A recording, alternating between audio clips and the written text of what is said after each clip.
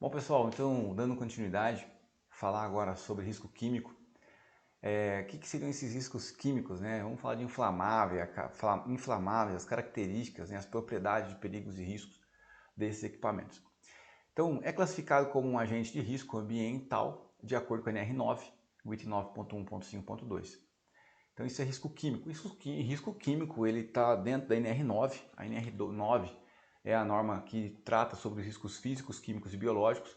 E agora, né, muito em breve, vai tratar também de risco físico, químico e biológico, e vai falar de risco de acidente ergonômico, que deixa de existir o PPRA e passa a existir o PGR. Para nós que somos da área de segurança do trabalho, são siglas importantes, um documento guia, né, para que a gente comece um trabalho numa empresa. Então, o PPRA, que é o Programa de Prevenção dos Riscos Ambientais, ele vai deixar de existir e passa a existir o PGR, Programa de Gerenciamento de Risco Ocupacional. Então, nós vamos ter essa mudança, né, na legislação aí muito em breve. Já está aprovado, isso deve acontecer agora em 2021. São substâncias ou produtos químicos do processo que possam penetrar no organismo por via respiratória, contato de ingestão e injeção das seguintes formas. Então aqui ele está falando do quê? Aqui nós estamos falando da substância. O que é essa substância que ele está tratando aqui? Substância química, que é um produto químico, né? Então é isso que eu acabei de ler aqui para vocês. Gases e vapores, né? Irritantes, asfixiantes, narcóticos, anestésicos. Aerodispersóides, né? Poeiras, fumos, névoas, neblinas, fumaça. Então tem uma série desses produtos químicos que a gente pode encontrar eles assim, como gases e vapores. Podemos encontrar como aerodispersóides e também em outras modalidades aí, vamos chamar assim, né? Mas a grande maioria deles já se encontra aqui.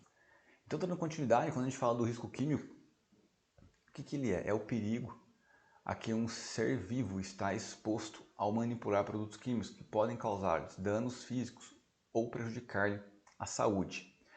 Os danos físicos relacionados à exposição química incluem desde irritação na pele e olhos, passando por queimaduras de primeiro grau, indo até lesões de maior severidade, causados por corrosivos, incêndios ou explosões. E nessa foto nós podemos ver aí a ocorrência, né, de um acidente, os agravos, né, melhor dizendo, de um acidente envolvendo produtos químicos. Então, muito forte isso, né, muito pesado, mas é uma foto que precisa existir para marcar, para a gente lembrar do que a gente está tratando aqui. A gente tem falado sobre os riscos da NR20, falando de inflamável, mas quando a gente fala em produto químico não é somente explosão, incêndio, são acidentes desse tipo. Queimaduras, né, químicas que são graves, né, como soda, como ácido, e pode ocasionar situações desse tipo que a gente está vendo aqui na tela. Né, acidentes graves, né, bem impactantes. Vítima de vazamento de amônia, né? A amônia reage com a umidade das vias aéreas e do corpo, né? Então o vazamento de amônia ele tem essa característica. Se você estiver próximo, já tive a oportunidade de estar em empresa onde estava ocorrendo um vazamento de amônia, você começa a sentir arder sua axila, né, própria, às vezes até a virilha, que são áreas mais úmidas do nosso corpo, porque a amônia tem essa característica de reagir ali com a umidade. Então aqui um caso desse tipo. E aqui a gente faz uma pergunta, né? A dúvida é, o atendimento neste vazamento de cloro está correto? Esse tipo de atividade, né, sendo executada, o que você consegue observar aí que poderia dizer, poxa, não está ok isso aqui, né? Ele faz uma pergunta e a gente já pode afirmar que esse atendimento não está sendo feito correto, né? Um rapaz de camiseta, sem uma luva, a gente sabe que o cloro ele oferece riscos aí graves aí para a pessoa. Então, algo que poderia ocasionar algo similar a esse tipo de ferimento e a pessoa sem uma luva, sem uma proteção adequada aí para o corpo, né? Um avental de Taiken, né? Que é aquele avental amarelo, enfim. Então, o que nós podemos dizer aqui? Esse atendimento ele não está sendo feito da forma correta, né? Ele pode ser fatal se inalado, provoca queimaduras na pele, lesões oculares graves. Então, é um produto bastante nocivo. Agente de risco. Os agentes de risco químicos são as substâncias compostas ou produtos que possam penetrar no organismo do trabalhador pela via respiratória, nas formas de poeira, fumaça, gases, neblinas, névoas ou vapores, ou que seja pela natureza da atividade e da exposição, possam ter contato ou ser absorvido pelo organismo através da pele ou por ingestão, causando danos aos seres vivos. Aqui ele fala um pouco dos riscos, né, desse agente químico. O que o produto químico pode causar? Às vezes a gente acha que produto químico é ruim, né? E se eu te perguntar assim, me fala aí uma referência de produto químico, o que você lembra? O problema é que, problema não, mas o caso, né, o fato é que água também é um produto químico e a água não é ruim, né? Nós fazemos uso dela, dependemos dela. Então nós associamos químico a coisas ruins, mas não é verdade. O produto químico, dentro do controle, sendo manuseado da forma correta, ele não é um problema. Na verdade, ele é uma solução, muitas vezes, para o nosso dia a dia, para a nossa produção, para o nosso trabalho. Bom, dando continuidade aqui, substâncias químicas. Substância química é qualquer matéria com uma composição bem definida que não se consegue separar por qualquer método mecânico ou físico, em que mantém as mesmas características físicas e químicas em qualquer amostra obtida. A substância ela pode ser simples como ela pode ser composta. E nós vamos entender logo o que é isso, né? O que é uma substância química simples, o que é uma substância composta. Antes de a gente falar sobre isso, eu quero mostrar aqui, né, para te trazer para o treinamento, volta para cá aí se você estava desatento, mais um caso. Dúvida, o atendimento neste vazamento de gás natural, GN, está correto? O que seria um atendimento correto para o gás natural? É você, por exemplo, não apagar o incêndio, você deixar a chama ali acontecendo para você saber de onde ele vem. Ou, mais ainda, para esse gás natural não começar a se espalhar no ambiente e você perder o controle sobre ele. Então, aqui, nós poderíamos dizer que está correto nesse sentido, né? Eu preciso manter a chama. Então, o vazamento de gás com chama, não apague, a menos que possa conter o vazamento com segurança. Então, como é que você vai apagar? Você vai fechar uma válvula. Mas tem outras coisas aqui que a gente poderia falar que não está tão correto. Por exemplo, nós temos aqui um bombeiro, né, adequadamente vestido para esse tipo de ocorrência, mas a gente tem um policial aqui militar que já não está com a roupa adequada para a questão de incêndio. Talvez ele não deveria estar tão próximo aqui, poderia estar mais distante um pouco. Voltando aqui, risco químico com energia química. Substância química simples é formada por somente um elemento químico, por exemplo, o hélio, que é representado pela sigla He. É formado por um só átomo deste elemento. O hidrogênio, formado por dois átomos deste elemento ligados, HH, e escreve-se H2. O cloro, Cl2, formados também por ligações de dois átomos. E o enxofre, formado por 8 átomos, S8. Então aqui nós temos o hélio, o hidrogênio, o cloro e o enxofre. E todos esses são substâncias simples. Por quê? Porque não tem ali uma mistura de produtos. Nós estamos falando aqui só do hélio, só do hidrogênio, só do cloro. Mas aqui leva na frente o Cl2. Tudo bem. E é o que ele volta e explica aqui, ó. É o que eu volto e te explico aqui, ó. É formado por um só átomo deste elemento. O hidrogênio é formado por dois átomos deste mesmo elemento. Ou seja, se o átomo for do mesmo elemento, podendo até ser 8 átomos, como é o caso que acontece no enxofre, não tem problema. Isso é um produto químico chamado como simples, né? Mas nós temos também a substância química composta, que é formada por mais de um elemento, por exemplo, a água. Então isso também não quer dizer que ele é mais agressivo, mais prejudicial, nada disso. Nós temos a água, que tem molécula formada por dois átomos de hidrogênio e um de oxigênio, H2O. O sal de cozinha, que é formado por cloro e sódio, NaCl. O cloroformo, CHCl3, que é formado por um átomo de carbono, 3 de cloro e um de hidrogênio. E temos também o benzeno, formado por 6 átomos de carbono e 6 átomos de hidrogênio, C6H6. Água, 2 hidrogênios e um átomo de hidrogênio, H2O, composto. Sal de cozinha, um átomo de sódio e um de cloro, NaCl.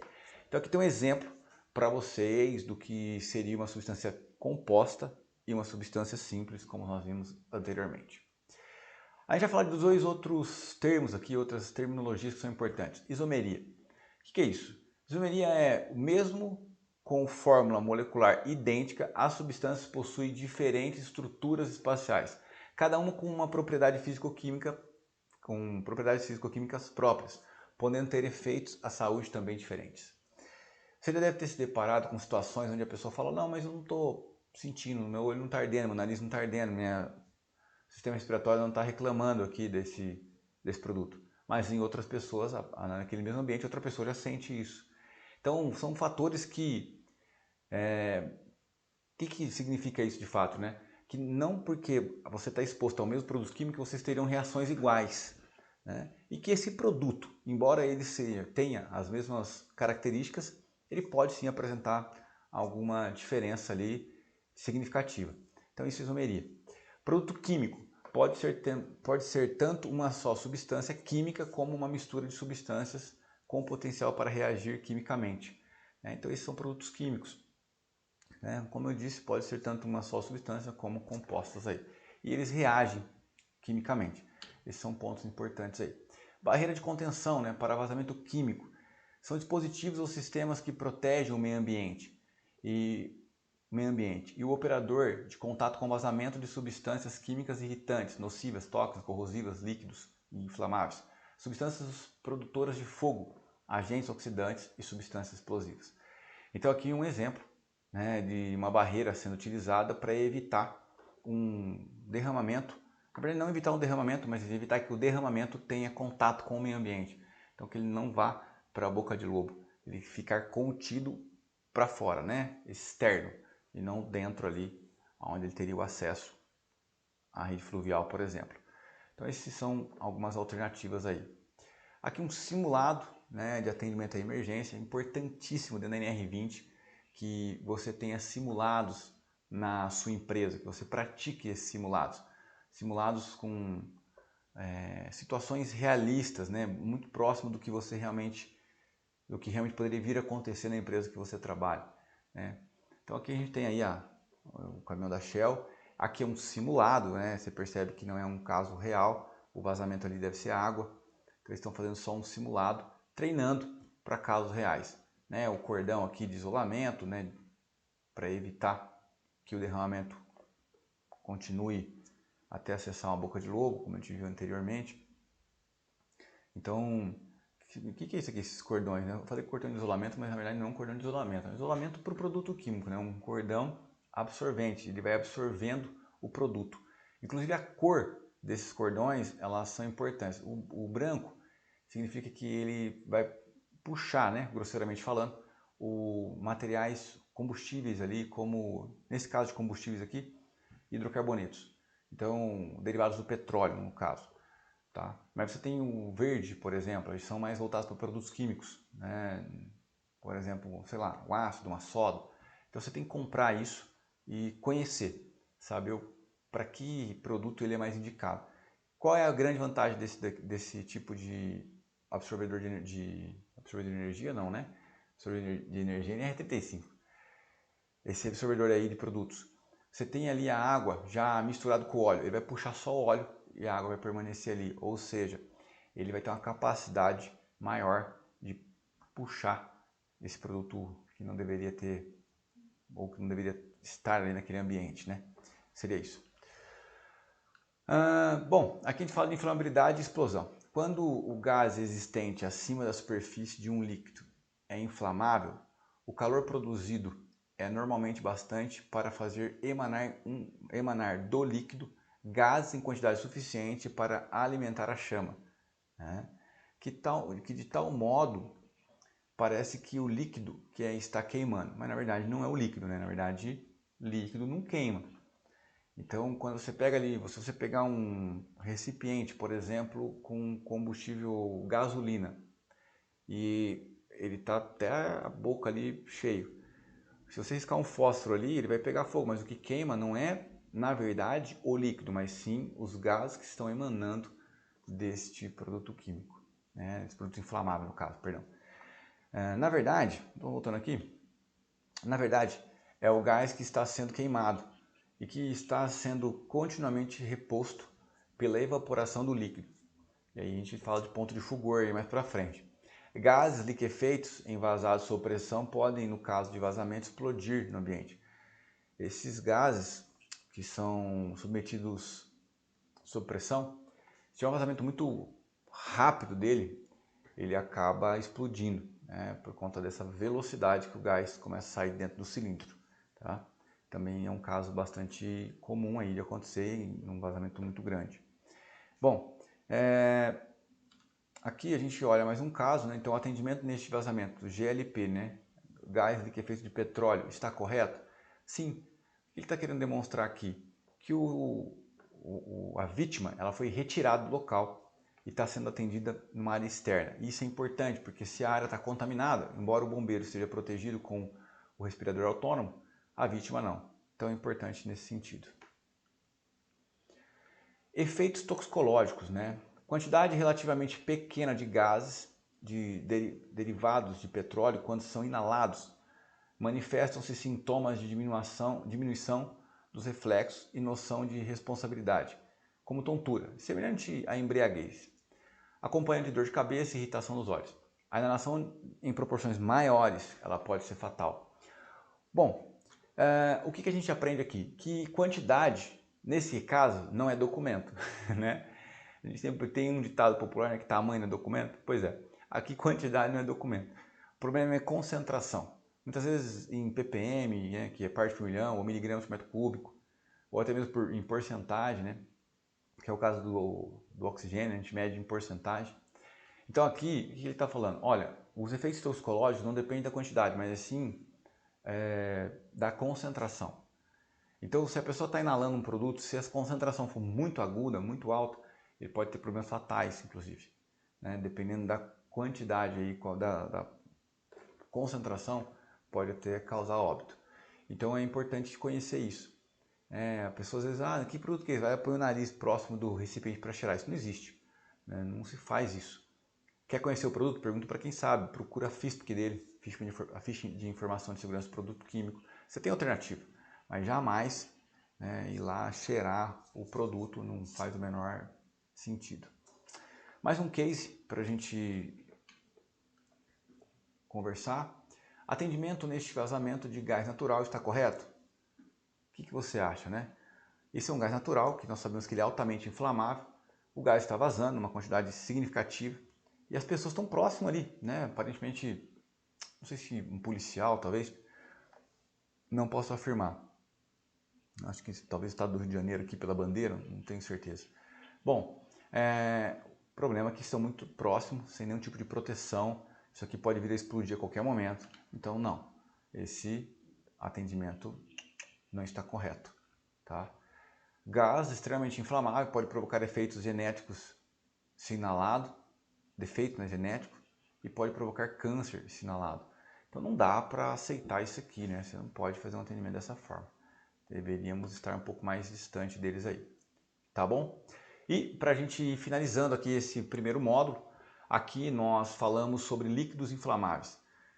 Dá um print nessa tela se você puder, porque você vai precisar dessa informação mais para frente. Líquidos inflamáveis são líquidos que possuem ponto de fulgor menor ou igual a 60 graus. Exigem classificação diária. Gases inflamáveis são gases que inflamam com ar atmosférico a 20 graus e a uma pressão atmosférica de 101,3 kPa. Líquidos combustíveis são líquidos com ponto de fulgor maior do que 60 graus e menor do que 93. Aqui, senhores, está a definição do que são inflamáveis e do que são combustíveis. Muitas vezes a gente fala sobre combustíveis e a gente relaciona só a etanol, metanol, gasolina, diesel. Não, combustível, de fato, é isso aqui, ó. Tudo que tem um ponto de fulgor maior que 60, menor que 93. Ô Neylon, mas você não falou que é ponto de fulgor. Fato, mas eu vou te falar mais lá na frente. Mas já vou adiantar um pouquinho aqui. Ponto de fulgor é aquela temperatura na qual um produto líquido desprende gases em condições suficientes de inflamar. Tem um líquido, ele está numa temperatura X e ele começa a desprender gases em condições de inflamar. Toda vez que o ponto de fulgor for menor do que 60, nós temos um produto inflamável. Todas as vezes que o ponto de fulgor for superior a 60, nós temos um líquido combustível. No caso dos gases aqui, ele trata com 20 graus, numa pressão padrão aí de 101,3 kPa, tá bom? Essas são informações importantes, printa essa tela aqui para você ter essa informação com você, é importante.